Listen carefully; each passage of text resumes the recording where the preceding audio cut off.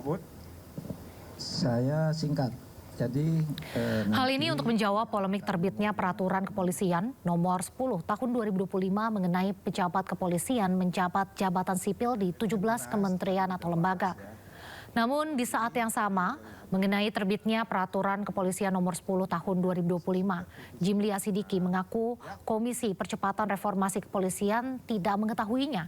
Komisi Percepatan Reformasi berharap tim reformasi internal kepolisian berkoordinasi terlebih dahulu sebelum mengeluarkan peraturan polisi supaya tidak menjadi polemik di tengah masyarakat. Iya, kami tidak tahu. Jadi kami lagi rapat bertiga malam-malam, terus saya pulang ke rumah, saya dikasih WA ada perpol baru. Saya forward ke Pak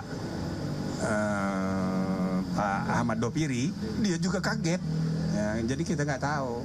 Nah, jadi kita berharap tadi sudah saya sampaikan, karena Komisi Percepatan Reformasi ini resmi dibentuk oleh Presiden, dan sejak awal saya sudah mengatakan jangan dipertentangkan dengan komisi internal. Itu sebabnya Kapolri langsung menjadi anggota komisi ini.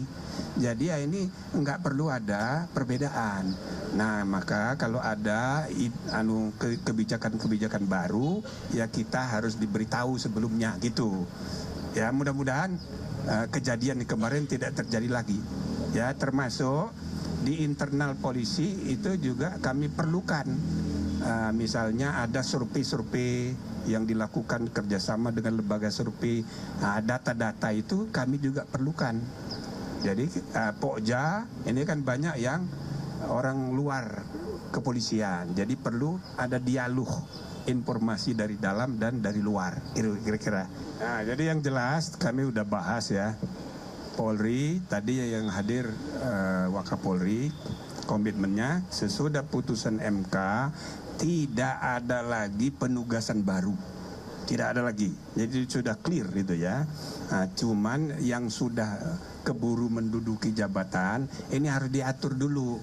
Yang mana dan sebagainya, dan itulah perlunya ada PP terintegrasi tadi sebelum undang-undang omnibus tadi. Nah, gitu ya. Biar clear ya, biar masyarakat juga bisa lebih tenang bahwa ini sudah ada solusinya. Kita ke informasi selanjutnya.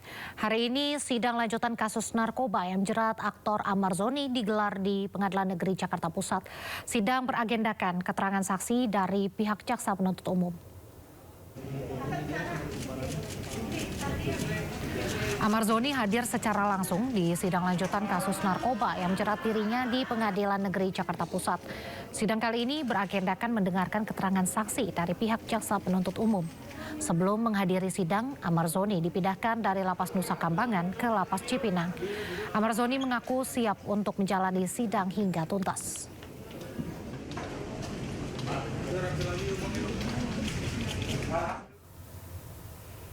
Sebelumnya Ahmad Zoni yang ditahan di Lapas Nusa Kambangan dipindahkan ke Lapas Narkotika Cipinang. Pemindahan ini untuk mempermudah proses persidangan.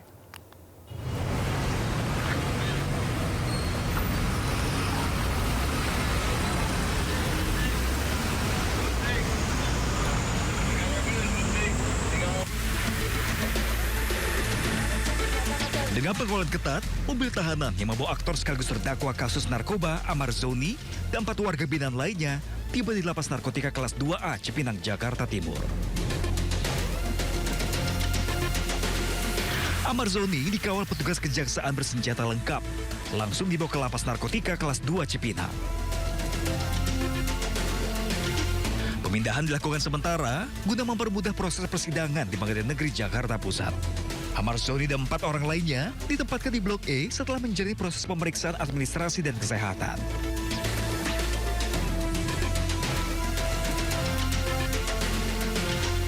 Saudara Ahmad Zoni, narapidana di Lapas Karanganyar Nusa Kambangan, tiba di Lapas Narkotika Jakarta berdasarkan surat izin Direktur Jenderal Pemasyarakatan dan permohonan dari Kepala Kejaksaan Negeri Jakarta Pusat untuk dititipkan sementara dalam rangka persidangan di Pengadilan Negeri Jakarta Pusat. Sidang lanjutan Amarzoni dijadwalkan berlangsung di Pengadilan Negeri Jakarta Pusat. Dari Jakarta, Rio Mani, iNews melaporkan.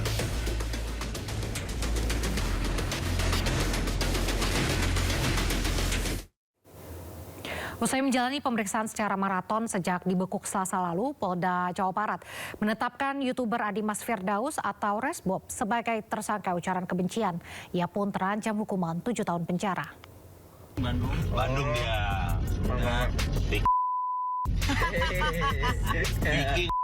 King.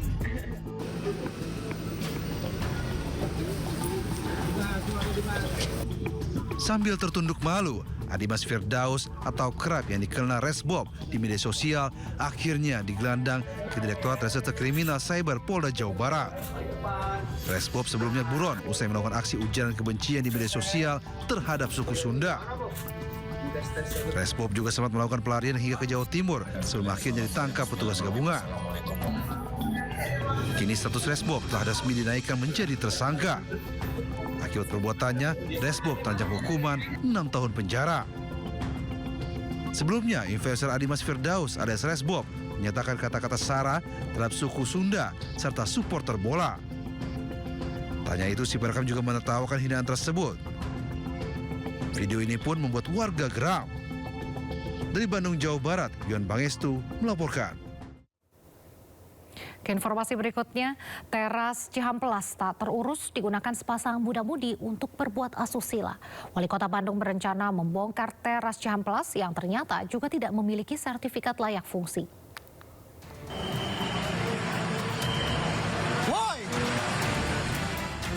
Sepasang muda-mudi melakukan perbuatan tidak senonoh di salah satu bangku ruang publik yang berada di Skywalk Teras Cihampelas, Kota Bandung. Setelah diteriaki, pasangan muda-mudi ini langsung kabur melewati tangga. Menurut pedagang, kawasan tersebut memang kerap didatangi anak-anak muda untuk nongkrong hingga mabuk-mabukan di malam hari. Bahkan perbuatan mesum di areal teras Cihampelas bukan yang pertama kali. Sering dipakai nongkrong anak muda? Banyak sekali, tiap hari. Tiap hari? Iya, sampai tengah malam sampai pagi. Biasanya jam berapa rata-rata? Rata-rata kalau rame, kalau sore sekitar 8 sampai jam 3 pagi. Jam 8 malam sampai jam 3 pagi. Siang itu ada? Siang paling anak-anak yang main skateboard, tapi itu juga jarang.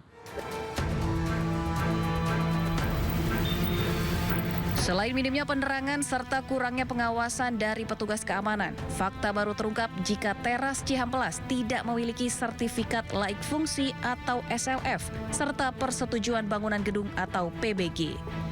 Pemerintah Kota Bandung pun berencana membongkar teras Cihampelas tahap 2 karena dikhawatirkan struktur bangunan membahayakan pengunjung dan pengguna jalan. Karena sampai hari ini ternyata teras Cihampelas 2 itu, teras Cihampelas saja nggak punya PBG, nggak punya SLF. Asli, nggak ada PBG-nya, nggak ada sertifikat layak fungsi. Jadi ya memang harus dibongkar. Skywalk atau teras Cihampelas menjadi salah satu ikon kota Bandung yang dibangun di era Ridwan Kamil saat menjabat sebagai wali kota. Namun kini, keberadaan jalur pedestrian yang sempat menjadi primadona wisatawan itu semakin tidak terawat, bahkan terlihat kumuh. Dari Bandung, Jawa Barat, Billy Maulana Fikran, iNews melaporkan.